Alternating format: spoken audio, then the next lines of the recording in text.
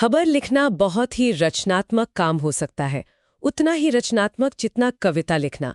दोनों का उद्देश्य मनुष्य को और समाज को ताकत पहुंचाना है।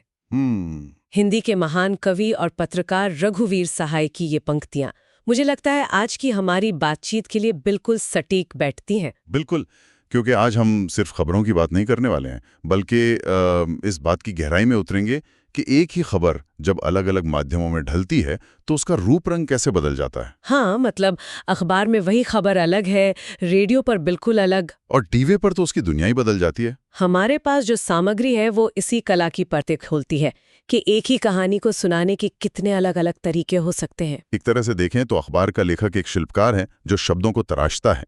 रेडियो का लेखक एक संगीतकार की तरह है, आवाज से जादू जगाता है। और टीवी का लेखक, वो तो एक फिल्म डायरेक्टर हुआ फिर। हाँ, जो दृश्यों से कहानी कहता है।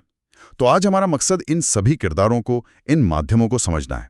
हम देखेंगे कि प्रिंट, रेडियो, टीवी और आज के दौर का सबसे बड़ा खिलाड़ी इंटरनेट, इनकी अपनी अपनी क्या ताकत है, क्या कमजोरियां हैं, और एक लेखक को इन अलग अलग दुनियाओं में काम करते हुए किन बातों का ध्यान रखना पड़ता है। बिल्कुल। तो चलिए इस दिलचस्प यात्रा पर निकलते हैं।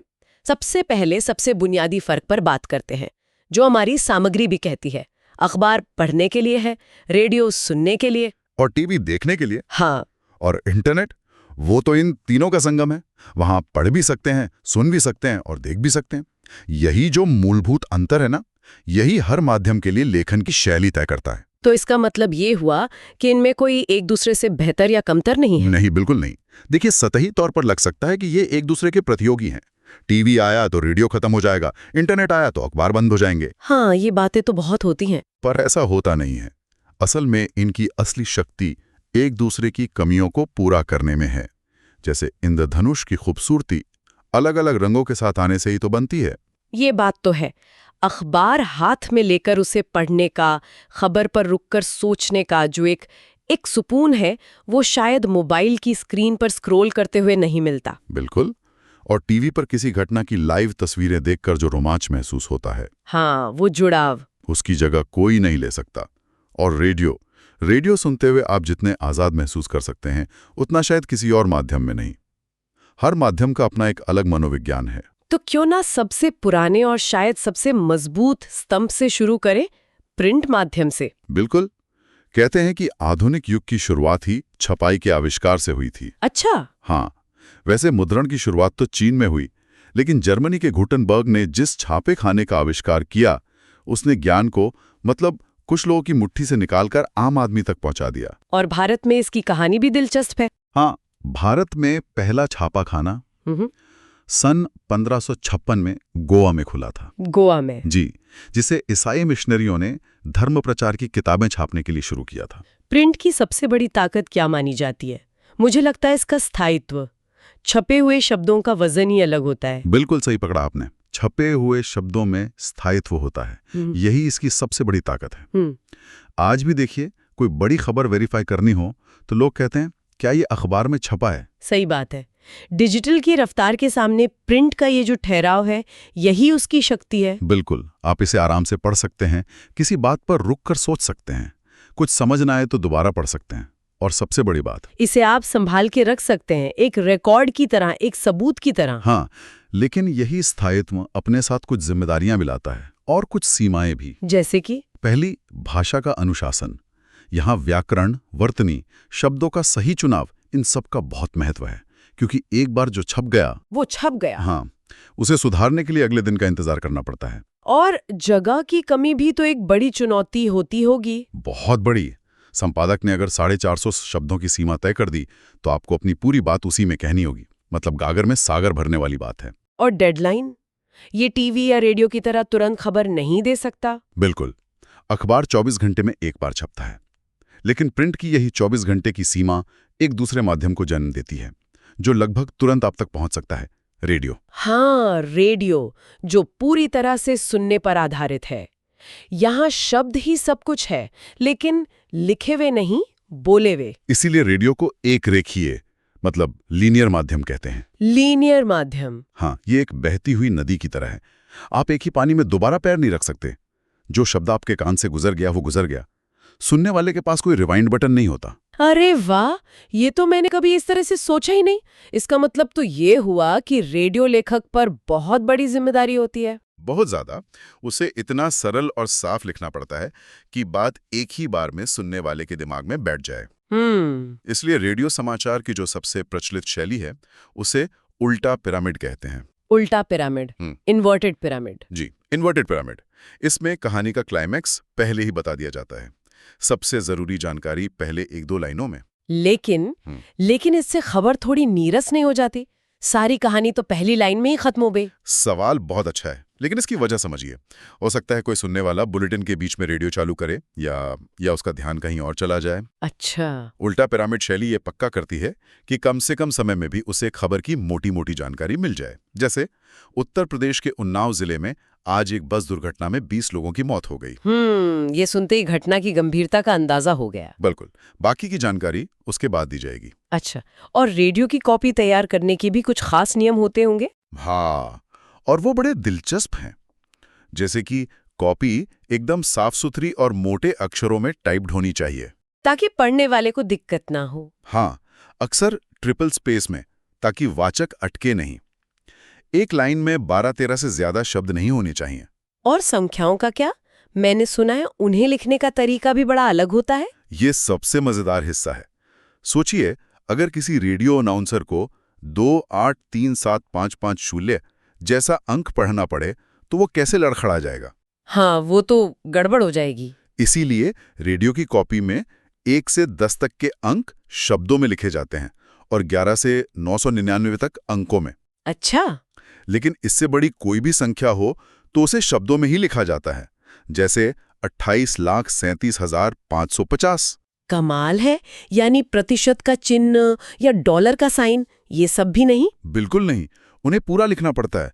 प्रतिशत और डॉलर, यहां तक कि तारीख भी बोलचाल की भाषा में लिखी जाती है, जैसे 15 अगस्त 1985। हर नियम के पीछे मकसद एक ही है, सुनने वाले के लिए आसानी। बिल्कुल। तो रेडियो ने हमें आवाज की रफ्तार दी, लेकिन इंसान की भूख सिर्फ सुनने से नहीं मिटे। वो खबर को अपनी आंखों से देखना भी चाहता था, और यहीं से टेलीविजन का जादू शुरू हुआ। बिल्कुल। टीवी देखने और सुनने का माध्यम है, लेकिन इसकी असल ताकत तस्वीरों में है, विजुअल्स में। हाँ। इसीलिए टीवी के लिए लिखने की पहली और आखिरी शर्त है, लेखन दृश्यों के साथ होना चाहिए। अगर स्क्रीन पर आसमान के शॉट्स हैं तो आप आसमान की ही बात करेंगे, समंदर की नहीं। शब्द यहाँ तस्वीरों का पीछा करते हैं। अच्छा, टीवी में तो खबरें दिखाने के बहुत सारे तरीके होते हैं। मैंने breaking news, anchor bite, live, ये सब सुना तो है, पर इनमें फर्क क्या होता है? जरूर, चलिए इसे कहानी की तरह समझते हैं। मान लीजिए कहीं कोई बड़ी घटना हुई है। ठीक है। सबसे पहले आपकी स्क्रीन के नीचे एक पट्टी चलेगी जिस पर लिखा होगा, दिल्ली में बड़ा हादसा, विस्तृत जानकारी का इंतजार। ये है फ्लैश या ब्रेकिंग न्यूज। उसके बाद एंकर स्क्रीन पर आएगा। अभी तक घटनास्थल से तस्वीरें नहीं आई हैं, तो एंकर सिर्फ रिपोर्टर से मिली जानकारी के आधार पर खबर बताएगा। इसे कहते हैं ड्राई एंकर। फिर रिपोर्टर का फोन आता है? बिल्कुल। एंकर सीधे घटनास्थल पर मौजूद रिपोर्टर से फोन पर बात करेगा। वो आंखों देखा हाल बताएगा। इसे हम फोन इन कहते हैं। कुछ देर बाद घटनास्थल से तस्वीरें या विजुअल्स आने लगते हैं। अब एंकर खबर पढ़ेगा और साथ साथ आपको हादसे के दृश्य भी दिखाए जाएंगे। यह है एंकर विजुअल। और फिर उन लोगों के बयान आते हैं जो वहां मौजूद थे। सही। खबर को प्रामाणिकता देने के लिए वहां मौजूद किसी चश्मदीद या किसी अधिकारी का छोटा सा बयान दिखाया जाता है। उसे कहते हैं एंकर बाइट। बाइट मतलब कथन। अच्छा, तो बाइट का मतलब कथन होता है। हाँ, एक 15-20 सेकंड की बाइट पूरी कहानी में वजन डाल देती है। और फिर टीवी की सबसे बड़ी ताकत, लाइव। रिपोर्टर सीधे घटनास्थल से जुड़ता है और आप हजारों मील दूर बैठकर भी उस घटना का हिस्सा बन जाते हैं। और इन सब को मिला के एक पैकेज बनता है। हाँ, आखिर में इन सभी चीजों को, एंकर की स्क्रिप्ट, विजुअल्स, बाइट्स, ग्राफिक्स, इन सब को मिलाकर एक पूरी कहानी तैयार की जाती है। इसे कहते हैं एंकर पैकेज। ये खबर की संपूर्ण प्रस्तुति है। वाह, मतलब एक ही खबर हम तक पहुंचने से पहले इतने सारे चरणों से गुजरती है। टीवी वाकई दृश्यों का एक शक्तिशाली माध्यम है। शक्तिशाली ही नहीं, कभी-कभी बहुत खतरनाक भी। दृश्यों का असर सीधे हमारी भावनाओं पर होता है। ये जनमत बनाने और बिगाड़ने की ताकत रखते हैं। लेकिन फिर एक ऐसा माध्यम आया जिसने कहा, आप सिर्फ देखेंगे या सुनेंगे नहीं, आप हिस्सा भी लेंगे। और वो था इंटरनेट। इंटरनेट, जिसने सही मायनों में सब कुछ बदल दिया। ये एक ऐसा माध्यम है जहां प्रिंट का टेक्स्ट, रेडियो का ऑडियो और टीवी का वीडियो सब एक साथ मौजूद हैं। ये सिर्फ तीनों का संगम नहीं है, ये उससे कहीं आगे है। प्रिंट, रेडियो और टीवी का मॉडल था एक से अनेक का, यानी वन टू मेनी। एक अखबार या चैनल लाखों लोगों तक पहुंचता था। हाँ, इंटरनेट अनेक से अनेक, यानी मेनी टू मेनी का मॉडल है।